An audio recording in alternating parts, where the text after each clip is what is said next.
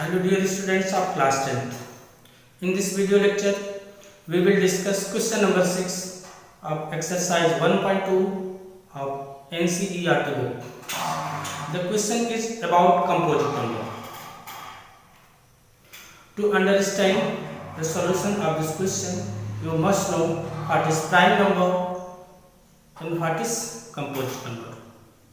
You must know the concept of prime and composite numbers, जिसमें one और खुद जो नंबर खुद है उसके अलावा वो किसी और संख्या से डिवाइड ना हो, किसी दूसरी संख्या से विभाजित ना हो, तो इसीलिए उसको हिंदी में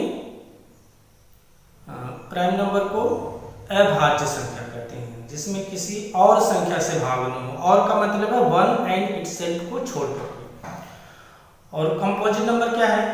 कंपोजिट नंबर वे सभी संख्याएं हैं जिनके पास वन और खुद के अलावा कम से कम एक और फैक्टर हो उसका, मतलब numbers those contains more than 2 factors. तो ऐसी सभी संख्याएं जिनके पास 2 से अधिक फैक्टर हों, वो 3 फैक्टर्स हो सकते हैं, 4, 5, 6 कितने भी हो सकते हैं, इसका मतलब नहीं है, लेकिन 2 से अधिक होना चाहिए। मोर देन 2 फैक्टर हैं तो वह कंपोजिट नंबर है। और सिर्फ नाइदर लेस नॉर मोर, ना तो कम और ना ही अधिक। अगर सिर्फ 2 ही हैं, 2 से कम भी नहीं और 2 से अधिक भी नहीं, तब वो प्राइम नंबर है। तो ये 2 क्लियर अगर आपके कॉन्सेप्ट होंगे, ये 2 कॉन्सेप्ट अगर क्लियर हैं कि प्राइम नंबर क्या है, हैविंग वन है, तो छोटे छोटे कॉन्सेप्ट को जब तक आप समझेंगे नहीं, तब तक आप क्वेश्चन को अच्छी तरीके से नहीं समझ पाएंगे। To clear the concept of any question, you must know the basic concept related to that question. तो चलिए हम क्वेश्चन को देखते हैं कि यह क्वेश्चन है तो छोटा, लेकिन ये आपकी प्राइम और कंपोजिट की जानकारी के लिए है। तो चलिए हम क्वेश्चन को डिस्कस करते हैं व्हाइट बोर्ड पे। देखते हैं क्वेश्चन क्या है, हमें किस तरह से इसे दिए हुए नंबर्स को किस तरह से हम प्रूव करेंगे कि वह प्राइम है या कंपोजिट है। उसके एक ही सिंपल तरीका है। अगर उसके सिर्फ और सिर्फ 2 फैक्टर आ रहे हैं तो प्राइम है, और 2 से अधिक आ रहे हैं तो वह कंपोजिट है। This is very simple question. Let's discuss on the white board. तो चलिए हम लोग इस क्वेश्चन को देखते हैं जो कि कंपोजिट नंबर पर आधारित है। क्वेश्चन है explain why 7 × 11 × 13 plus 13 and 7 × 6 × 5 × 4 × 3 × 1 + 5 are composite number. तो क्वेश्चन कह रहा है कि हमें ये प्रूव करके दिखाना है कि ए और ए दोनों ही जो दिया हुआ है नंबर्स, ये कंपोजिट नंबर क्यों हैं। तो मैंने आपको बताया कि कंपोजिट नंबर प्रूव करने के लिए हमें सिर्फ और सिर्फ ये प्रूव करना है कि these numbers contains more than 2 prime factors. We just have to prove it and question will be proved. Now,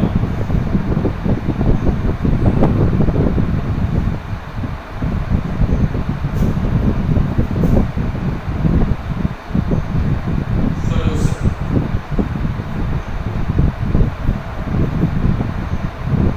7 × 11 × 13 plus. अब यहाँ पर देखिए हमारे पास 2 टर्म है, एक टर्म ए हो गया और दूसरा टर्म बी हो गया। अगर मैं इस तरह का है तो अगर हमें कोई एक सिंगल टर्म कॉमन मिल जाए तो हम उसको कॉमन ले लेते हैं। यहाँ देखिए 13 यहाँ भी है और 13 यहाँ भी है, तो 13 को हम ले लेते हैं common. 13 is common here equal to 13।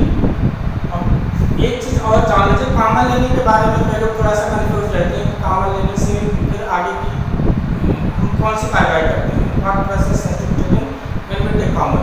जब हम कोई भी नंबर कॉमन लेते हैं तो उस कॉमन नंबर से उस टर्म्स को डिवाइड करते हैं। चलिए हम 7 × 11 × 13 एक सिंगल टर्म है, इसको जब हम 13 से डिवाइड करेंगे तो 13 कैंसिल आउट हो जाएगा, तो वहाँ बच जाएगा 1। देखिए क्या होगा, ये 7 × 11 × 13 कैंसिल हो, तो यहाँ बचा 1 प्लस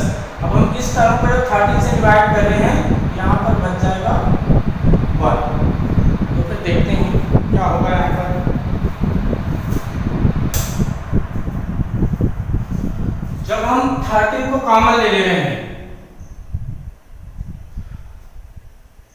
और उसी कॉमन से इसको डिवाइड कर रहे हैं तो देखिए क्या होता है। अब ये हो गया आपका 13 और यहाँ ब्रैकेट में हो गया 7 11 7 into 11 11 7 जा 77 into 1 77 plus 1।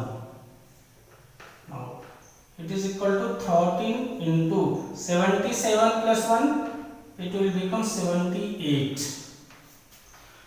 now this come into factor form। here is clear that numbers have more than 2 factor 13 78 and 1 जो होता है वो सबका फैक्टर होता ही होता है। अगर हम इसको और फैक्टराइज करना चाहें तो हम 78 को फैक्टराइज कर सकते हैं। 78 के फैक्टर में चेक कर लें क्या क्या हो सकता है। 2 से डिविजिबल है, 2 3 जा 6 एंड 2 9 जा 18।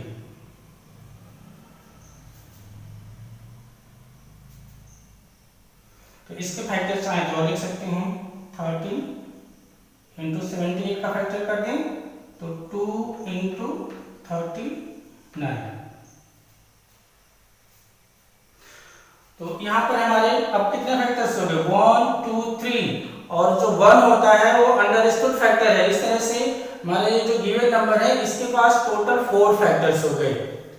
तो सिंस अब हम सॉल्यूशन में आंसर में क्या करेंगे इसका क्या लिखेंगे since 7 into 11 into 13 plus 13 had more than 2 factors and you have shown you। आपने यहाँ लिखा कि आपके more than 2 factor कैसे हैं यहाँ लिखेंगे hence this one has more than 2 factors therefore this one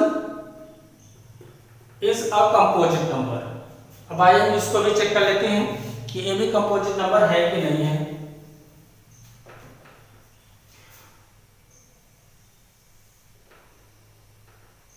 seven into 6 into 5 into 4 3 2 1 plus 5। We have applied the same process in the solution of this question। There is also 2 terms, this one from this one because this is in product form and plus 5।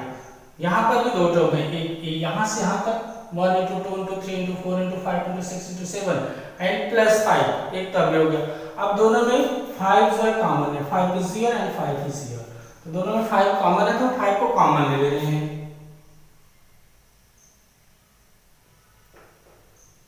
5 is common तो remains क्या बचाएगा 7 into 6 5 हमने common लिया तो 5 divide कर देंगे तो यहाँ आ जाएगा 1 टर्म को डिवाइड के 5 1 जा 5 रिमाइंडर में यहाँ पर इसका क्वेश्चन बचता 1 तो 7 into 6 5 डिवाइड होकर 1 हो गया into 4 into 3 into 2 into 1 plus अब इस टर्म को 5 जो कॉमन इससे डिवाइड करेंगे तो 5 को 5 से डिवाइड करेंगे तो हमारा आ गया यहाँ पे 1।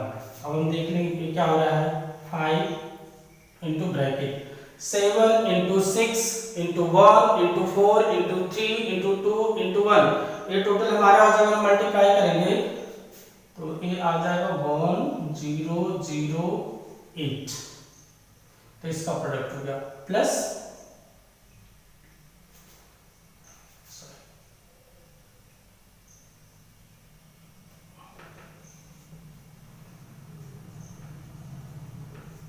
+1 तो ये हमारा क्या रहेगा 5 into 1009। अब क्या आ गया ये जो नंबर है ये अभी प्रोडक्ट फॉर्म में आ गया 5 into 1009 और 1009 जो है खुद प्राइम नंबर है इसको और हम फैक्टराइज नहीं कर सकते। अब यहाँ हम क्या देख रहे हैं इसके पास 2a हो गए और ये 1 जो है वो अंडरस्टूड इसके फैक्टर होते हैं and we can write it 1 into 5 into 1009। तो हमारा आंसर क्या हो जाएगा सिंस 7 into 6 into 5 4 3 1 में छूट गया है, 3 इंटू 2 इंटू 1 है। तो since 7 into 6 into 5 into 4 into 3 into 2 into 1 plus 5 are composite contains more than 2 prime factor, more than 2 factors, not prime, more than 2 factors, 1 5 and 1 0 9. Therefore this one is a composite number. I hope all of you understand. This is a very simple question, totally depend on prime and composite number. Thanks.